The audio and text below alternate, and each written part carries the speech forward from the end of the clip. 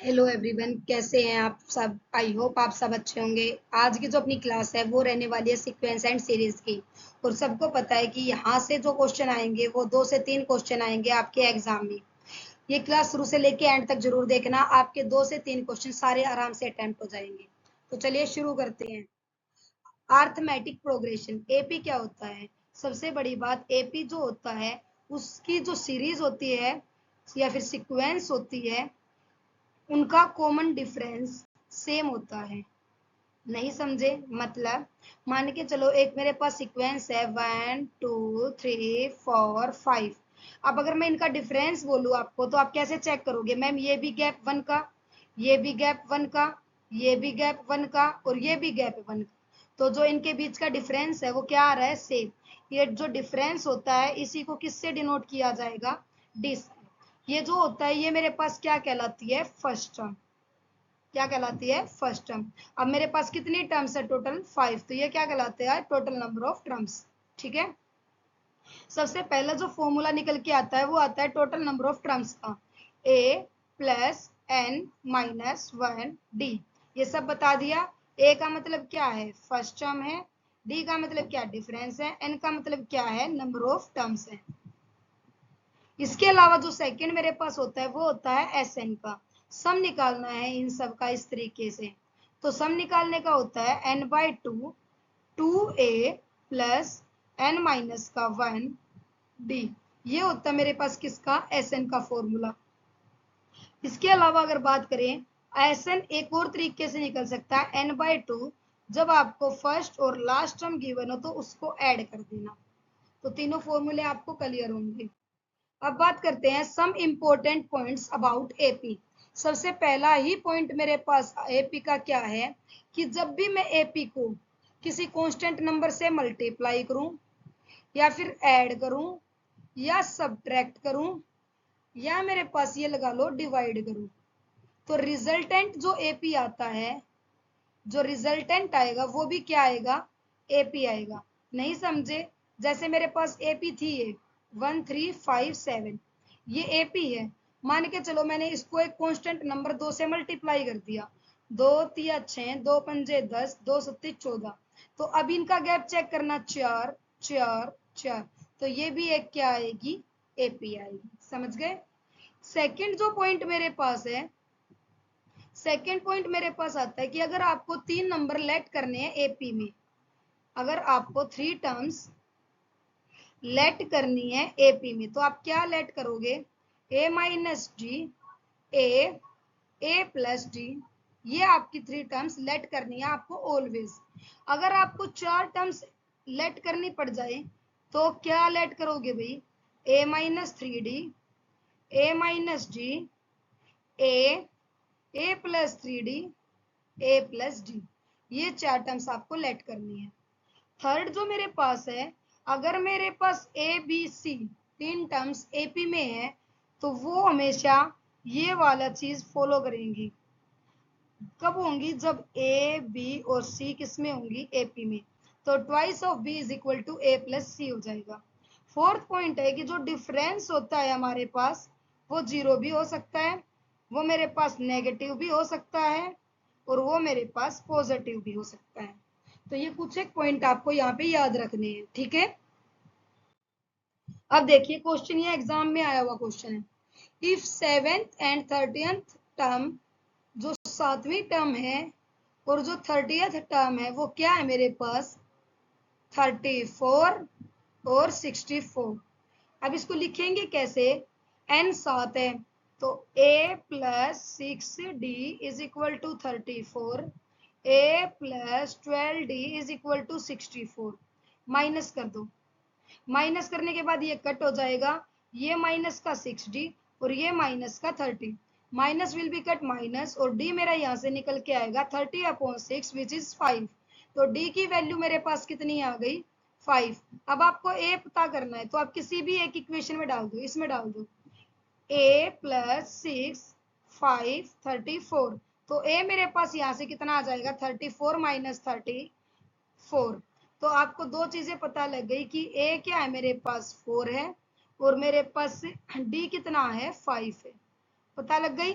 बस अब इसका कोई यूज नहीं है। अब जो आपसे पूछा है वो आंसर करना है। अब आपसे पूछा है 18th टर्म कि आपकी 18th टर्म क्या होगी।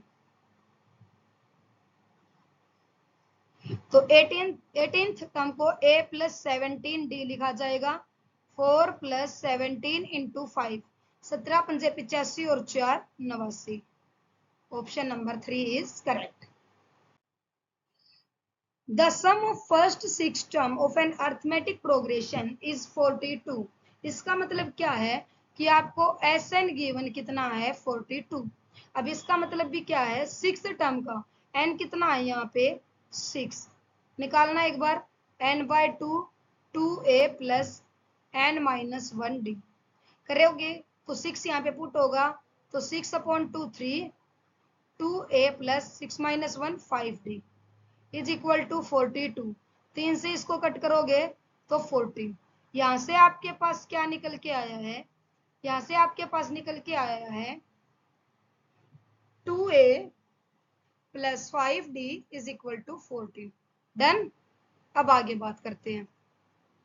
सुनो, आगे उसने बोला कि जो मेरे पास है 10th टर्म और 30th टर्म है। एक तो 10th टर्म है और एक 30th टर्म है, उनका रेशियो गिवन है। ये हो गई 30th। इनका रेशियो कितना गिवन है 1:3। अब आपको 13 टर्म बतानी है तो एक इक्वेशन तो ये आ गई, एक इक्वेशन यहां से आएगी, क्रॉस मल्टीप्लाई करोगे तो ये हो जाएगा 3a प्लस 27d और यहां से हो जाएगा a प्लस 29d। समझ गए। अब ये हो जाएगा मेरे पास यहां से 3a माइनस का a और ये हो जाएगा 29d minus 27d 2d। 2a is equal to 2d, a is equal to d। एक और चीज यहां से पता लग गई हमें, इसको साफ कर दूं। एक और चीज यहां से पता लग गई कि मेरे पास क्या आएगा, a जो है वो d के इक्वल है। किसी भी इक्वेशन में पुट कर दो, इसी में कर देते हैं तो ये हो जाएगा 2a plus 5a is equal to 14। तो कितना आ जाएगा 7a is equal to 14। a कितना आ गया 2। अगर a 2 है तो d भी कितना है 2 है। समझ गए। बस अब इसको उठाओ और क्वेश्चन में पुट कर दो। ab2 db2 13 टर्म निकालनी है 13।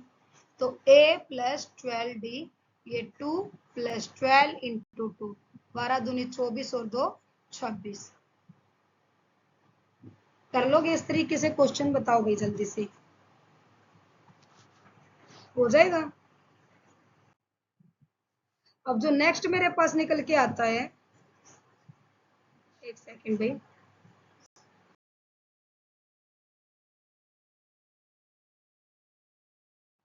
अब यहां से आपको फाइंड करना है how to find mid term. Mid term को कैसे फाइंड करोगे। अब मिड टर्म का तो मैंने आपको पहले ही बताया था। जैसे मेरे पास मान के चलो a1 a2 a3 a4 a5 है। अगर आपके पास 5 टर्म्स हैं तो आप इसमें मिड टर्म को कैसे फाइंड करोगे। तो आप बोल दो कि जो a3 है वो मिड टर्म है, लेकिन निकालोगे कैसे, ये हमने लास्ट भी पढ़ा था। n मतलब नंबर ऑफ टर्म्स कितनी है 5, n प्लस 1/2 कब होगा, जब मेरे पास क्या होंगे नंबर ऑफ टर्म्स ओड होंगे। 5 प्लस 1/2 3 और फर्स्ट सेकंड थर्ड। समझ गए। बट अगर इन केस इवन, जब इवन नंबर ऑफ टर्म्स हो तो मेरे पास पहले n/2 होगा, एक ये आएगा, एक n/2 प्लस 1, एक ये टर्म आएगा। तो जब भी इवन होगा तो दो टर्म आपके पास कैसी आएंगी, मिड टर्म आएंगी, एक ये वाली और एक ये वाली। समझ गए। यहाँ हम बात करने वाले हैं ज्योमेट्रिक प्रोग्रेशन के बारे में, जीपी के बारे में। जहां हम वहां पे कॉमन डिफरेंस लेते थे, यहाँ हमें लेना पड़ेगा कॉमन रेशियो। जो इसकी जो सीक्वेंस बनती है वो बनती है ए आर का स्क्वायर, ए आर की cube up to so on A R N. तो यहाँ पे आर जो होता है वो मेरे पास रेशियो होता है, जो कॉमन रेशियो मैंने आपको बोला है। तो यहाँ पे दो फॉर्मूले निकल के आएंगे। जब टोटल नंबर ऑफ टर्म्स आप निकालोगे तो ए आर की पावर n माइनस 1, ये होता है जब आपको टोटल नंबर ऑफ टर्म्स निकालने पड़ जाए। अब बात करते हैं सम, जब हमें सबका सम निकालना पड़ जाए। जब भी सम आपको निकालना पड़ेगा तो आपको क्या करना पड़ेगा, फॉर्मूला बनेगा ए आर की power N minus one upon R minus one, या फिर माइनस कॉमन ले लेना यहाँ से, ये बनेगा ए वन माइनस आर की power N upon one minus R. ठीक है, ये तो था सम निकालने का फॉर्मूला। इसके अलावा एक एस इन्फिनिटी, जब नंबर ऑफ टर्म्स इनफाइनाइट हो तो मेरे पास टर्म्स क्या बनेगी, मेरे पास यहाँ पे टर्म बनेंगी, ये हो गया कॉमन रेशियो टर्म्स। हाँ, ये हो जाएगा मेरे पास वन माइनस का R A upon one minus का आर। अब यहाँ से एस इन्फिनिटी की बात करूं, ए अपॉन वन माइनस का आर, लेकिन यहाँ पे जो ये आर होता है ना, ये आर दो जगह लाई करेगा, मतलब आर जो लाई करेगा वो माइनस वन से वन के बीच में लाई करेगा, ये चीज नहीं भूलनी है, इसी पर क्वेश्चन आया हुआ है। आर जो लाई करेगा वो माइनस वन से वन के ऊपर लाई करेगा। समझ गए आप? करें क्वेश्चन।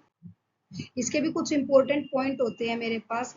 इसके वो इंपॉर्टेंट पॉइंट मेरे पास क्या है, जब मैं बात कर रही थी यहाँ पे अपने एपी की, तो वहां मैंने ऐड, सब्ट्रैक्ट, डिवाइड और मल्टीप्लाई चारों का जिक्र किया था, चारों का जिक्र किया था। बट एक सेकंड में, अगर मैं यहाँ बात करूं तो यहाँ सिर्फ होता है मल्टीप्लाई और डिवाइड। जब मैं किसी कॉमन नंबर से मल्टीप्लाई करूंगी या डिवाइड करूंगी तो जो मेरे पास रिजल्टेंट आएगा, रिजल्टेंट एपी सॉरी रिजल्टेंट जो आएगा वो भी किस में आएगा मेरे पास है, वो रिजल्टेंट भी मेरे पास किस में आएगा, जीपी में। वो रिजल्टेंट भी किस में आ जाएगा मेरे पास, जीपी में। अब बात करें मेरे पास यहाँ पे भी मुझे तीन टर्म्स लेनी होती है, three terms let in GP, और एक यहाँ भी मेरे पास फोर टर्म लेट करनी होती है किसमें, जीपी में। फोर टर्म्स लेट करनी होती है किसमें, जीपी में। तो मेरे पास जब भी थ्री टर्म्स की बात करूंगी तो मेरे पास थ्री टर्म्स आ जाएंगी, A upon R A R, और ये मेरे पास हो जाएगा ए आर की cube A upon R A R की क्यूब। ठीक है भाई, यही होंगे ना, A upon R A R और ए अपॉन आर की क्यूब ए आर की क्यूब। अब इसमें जब जो थर्ड मेरा पॉइंट है, जब अगर मेरे पास A B C are in G P तो बी का square is equal to A C, ये वाली कंडीशन भी क्या हो जाएगी मेरे पास, करेक्ट हो जाएगी। तो बताओ भाई जल्दी से समझ आया या नहीं आया? चले आगे।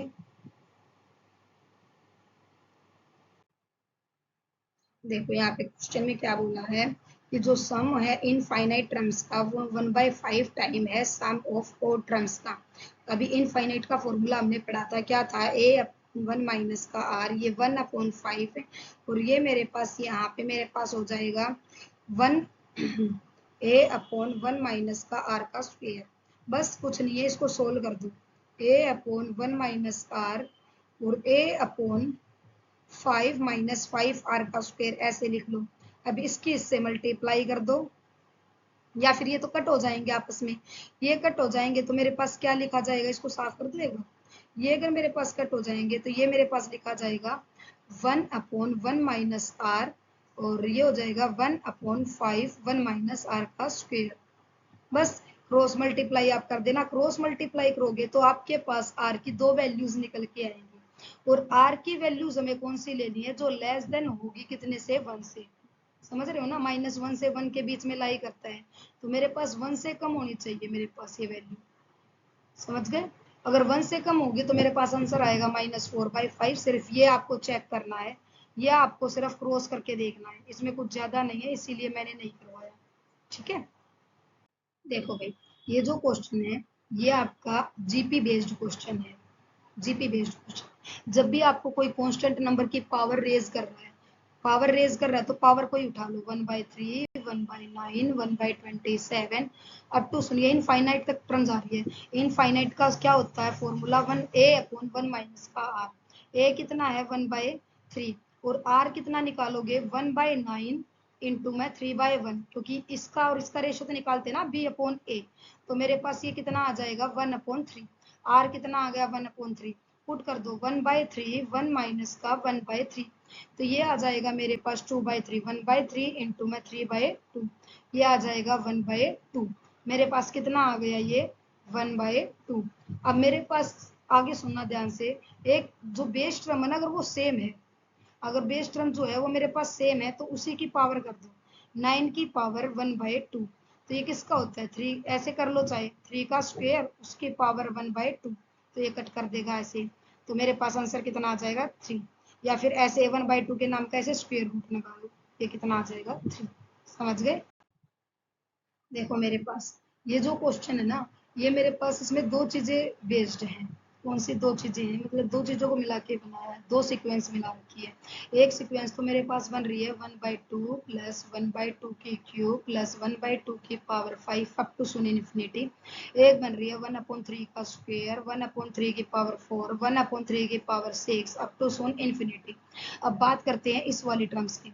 अगर इसकी बात करूँ तो यहाँ से a कितना आ जाएगा 1/2, r1 कितना आ जाएगा 1/2 की क्यूब अपॉन 1/2 विच इज 1/4। तो इस टर्म के मुझे पता लग गया a क्या है 1/2 है और r कितना है 1/4 है। अब मैं बात करूँ इस वाली टर्म की, तो यहाँ पे इसका a क्या आ जाएगा 1/9 और r कितना आ जाएगा, वो भी कितना आ जाएगा 1/9। a कितना आया 1/9 और r भी कितना आ गया 1/9। बस ये दो चीजें ही हमें चाहिए थी। अब देखना इन्फिनिटी का फॉर्मूला क्या होता है, a अपॉन 1 माइनस आर, बस दोनों पे लगा दो, वो लगाओ। इस पे लगाएंगे तो a कितना आ जाएगा s infinity a upon 1 minus R, तो 1/2 1 माइनस का 1/4 सोल्व करेंगे तो ये आ जाएगा 2/3। और इस पे लगाएंगे हम मेरे पास है, तो ये आ जाएगा 1/9 1 माइनस का 1/9 और इसको सोल्व करेंगे तो कितना आ जाएगा 1/8। तो बस दोनों को ऐड कर दो, 2/3 प्लस 1/8 कितना आ जाएगा ये 19/24। ठीक है, आंसर क्या हो जाएगा 4। ऐसे में कुछ नहीं करना होता, दो सीक्वेंस होती है, दोनों को अलग अलग करके उनके इनफाइनाइट टर्म से तो फॉर्मूला लगा के ए निकाल लो, आर निकाल लो, पुट कर दो, वैल्यू आ जाएगी। ठीक है, अब सम डिफरेंट जीपी सीक्वेंस। आपने कभी यह जीपी सीक्वेंस पढ़ी है, 9 प्लस 999 प्लस 999 अप टू सुन। और ये क्वेश्चन आता है भैया एग्जाम में, मैं अगर आपको सच्चाई बताऊँ ना, तो ये क्वेश्चन एग्जाम में अब की बार तो मुझे पता नहीं, लेकिन मैं अभी दिखाऊंगी एग्जाम में आते हैं। अब ये जब इस तरीके के टर्म्स होते हैं ना, इसको कैसे लिखा जाता है, इसको 10 की फॉर्म में करो, 10 माइनस 1 का स्क्वेयर, 10 का स्क्वेयर माइनस 1, 10 की क्यूब माइनस 1 प्लस 10 की पावर n माइनस 1। अब यहाँ से 10 10 स्क्वेयर 10 क्यूब, ये तो मेरे पास क्या आ जाएगा, अलग से एक जीपी आ जाएगी, और एक यहाँ से मेरे पास आ जाएगा माइनस का 1 प्लस 1 प्लस 1 अप टू सुन n। ठीक है, तो मेरे पास ये जो है ना, ये जीपी किसके लिए है, इनफाइनाइट के लिए। तो a की पावर r कितना लगा दूं n माइनस 1, और ये हो जाएगा, मैं याद है ना फॉर्मूला, a r की पावर n माइनस 1 और r माइनस 1 नीचे आ जाएगा 10 माइनस का 1, और ये यहाँ पे कितनी टर्म्स है, n टर्म्स है, तो ये हो जाएगा 10 अपॉन 9 10 की power n minus 1 minus n। अब यहाँ से 9n भी कर सकते हो इस तरीके से। बताओ ये चीजें क्लियर है? अब आप बोल दो कि ये सिर्फ लगेगा जब जब मेरे पास 9 में होगा। अगर 9 में मेरे पास नहीं है, अगर मेरे पास वो चीजें 9 में नहीं है, तो आपको 9 में लेके आनी पड़ेगी। कैसे लेके आओगे,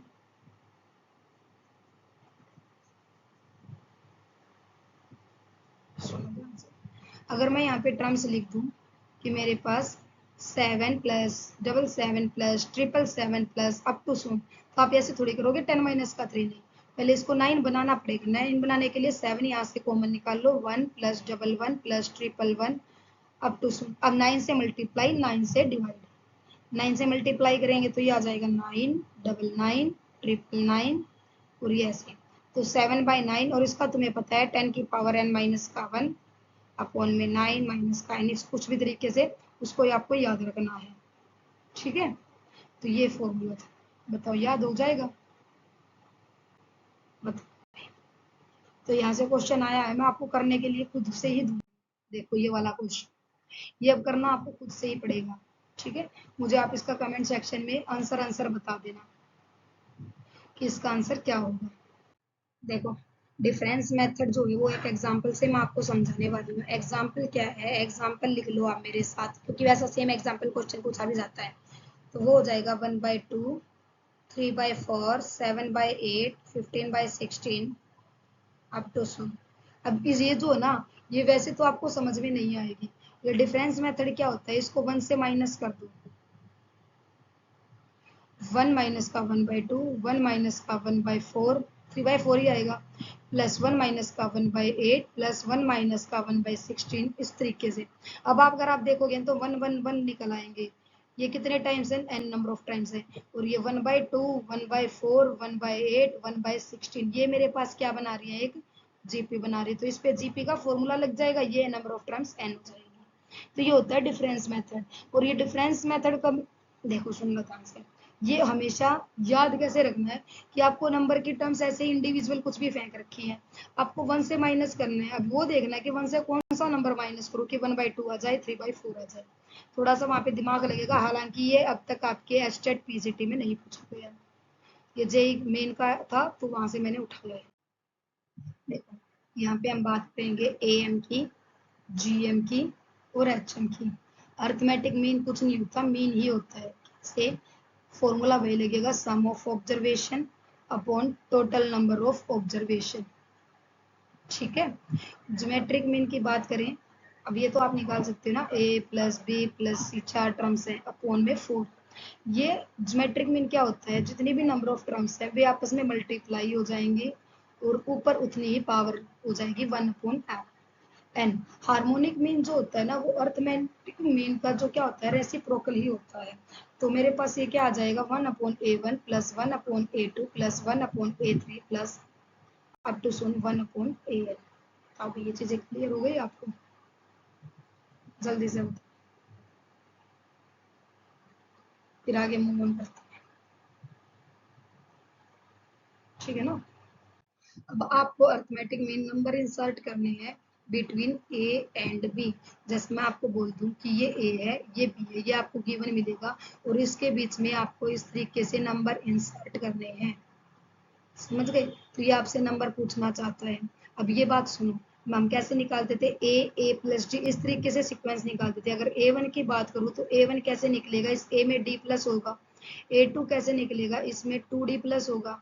A3 कैसे निकलेगा, इसमें 3 ऐड होगा। और ऐसे ही मैं बात करूँ an की, तो इसमें a प्लस एन डी हो जाएगा। अगर मैं b की बात करूँ तो b क्या हो जाएगा, a प्लस एन डी, जो लास्ट टर्म होगी, मान के चलो यहाँ पे ए ऑफ एन टर्म है, ए प्लस एन डी, और उसके बाद उसमें डी ऐड कर देंगे, बी तो वही निकलेगा ना। ये तो ए plus N D, A N निकालने के लिए था, बी निकालने के लिए उसमें डी और ऐड कर देंगे। अब मेरे पास यहाँ से क्या आ जाएगा, बी माइनस का ए और एन डी प्लस का डी। तो डी कॉमन लेंगे तो एन प्लस वन, और ये हो जाएगा बी माइनस का ए। और ये मेरे पास यहाँ से आ जाएगा डी बी माइनस का ए अपॉन एन प्लस वन। ये चीज आपको याद रखनी है कि जब भी आपको नंबर इंसर्ट करने हैं तो डिफरेंस क्या आएगा, b माइनस का a अपॉन n प्लस 1। इस तरीके से सिर्फ यही ध्यान रख लेना, ये इनफ है। ठीक है, देखो आप क्वेश्चन दो इस पे।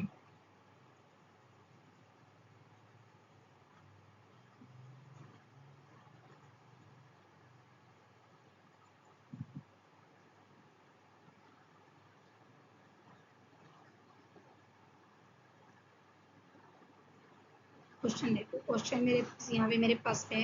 क्वेश्चन है कि मेरे पास से क्या नंबर दो, 20 number insert insert 20 am between 44 and 67।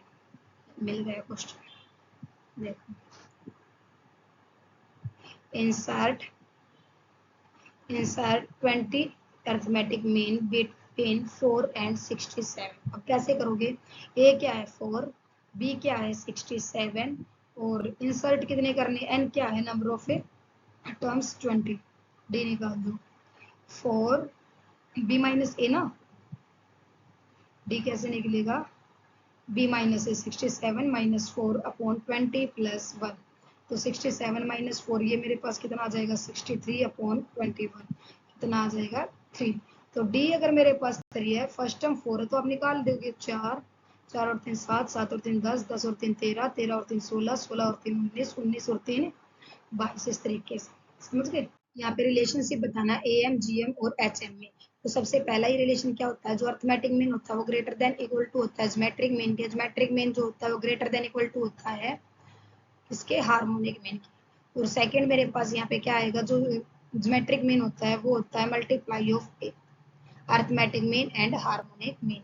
तो ये मेरे पास रिलेशन, हालांकि भाई मैंने आपको जो क्वेश्चन दिखाए हैं वही उसी पर बेस्ड क्वेश्चन आते हैं, क्योंकि सिलेबस जो है काफी रिड्यूस हो चुका था लास्ट टाइम, है ना। जो अपना 2024 का पेपर हुआ है उसी के अकॉर्डिंग तैयारी करो। और मैं खुद से बता रही हूँ एक्सपीरियंस से, एग्जाम अगर आप ये कर रहे हो ना 60 क्वेश्चन की प्रिपरेशन, तो वो ज्यादा हार्ड नहीं आने वाला, हमें ज्यादा डीप में पढ़ने की जरूरत नहीं है, वो 11th और 12th का ही उठाएगा। और काफी सिलेबस रिड्यूस हुआ है, उसमें जितना था वो मैंने आपको क्वेश्चन कवर यहाँ पे करा दिया है। ये क्वेश्चन है, ये आप खुद से लगा के देख लेना, या फिर इसके मुझे बताने थे आपको। जब n नेचुरल नंबर्स होते हैं तो फॉर्मूला होता है n+n/n+1/2। जब सम ऑफ ऐसे स्क्वायर नंबर का सम पूछ ले तो उसका फॉर्मूला होता है n+1 2n+1/6। और जब मेरे पास क्यूब का फॉर्मूला पूछ ले तो वो होता है n+1 का स्क्वायर बाय 2। एक बार चेक भी कर लेना, थोड़ा सा हो सकता है 19-21 गलत हो जाए। सिर्फ कुछ नहीं लगेगा यहाँ पे, फॉर्मूला लगेगा यहाँ पे, तो लगेगा ये वाला n+1 2n+1/6, और फिर बाय में हो जाएगा ये वाला, काटा पीटी कर देना, आंसर आ जाएगा। तो क्लास आज की कैसी लगी भाई? अगर अच्छी लगी तो लाइक, शेयर एंड सब्सक्राइब। आप किसी भी टीचर से आप पढ़ के देख लो, सिर्फ 30 मिनट्स में आपको सारा का सारा कंटेंट कोई नहीं देगा, वो भी साथ में PYQs के। ये मैं ऐसा किस लिए बोल रही हूँ, क्योंकि आपसे पहले मैं भी बहुत सारे धक्के खा चुकी हूँ, बहुत सारा कंटेंट जगह जगह से पढ़ चुकी हूँ, और उसके बाद मैंने खुद से डिसाइड किया है कि कुछ यूनिक सा करते हैं, हटके करते हैं, डिफरेंट करते हैं। क्वेश्चन आपने देख लिए हैं, ये लास्ट 3 ईयर के सारे PYQs हैं, इनसे बाहर क्वेश्चन नहीं जाएगा। जो भी सीरीज अपनी चल रही है कंटिन्यू फॉलो करो। अगर मैंने आपको ये बोला 35+ आएंगे तो आएंगे, आंख बंद करके इसको फॉलो करो। तो लाइक करो, शेयर करो, सब्सक्राइब करो, साथ में कमेंट करके जरूर बताया करो कि आपको नेक्स्ट चैप्टर कौन सा चाहिए। फिर मैं अपने अकॉर्डिंग करती हूँ, जो आपको लगता है ना कि नहीं मैडम ये तो ज्यादा डिफिकल्ट है, पहले इसको करा दो, तो वैसे करेंगे भी, टाइम है, आराम से अपनी सीरीज को कंप्लीट करेंगे और आराम से आप नंबर लेके आएंगे। मिलते हैं नेक्स्ट क्लास में, तब तक के लिए थैंक यू।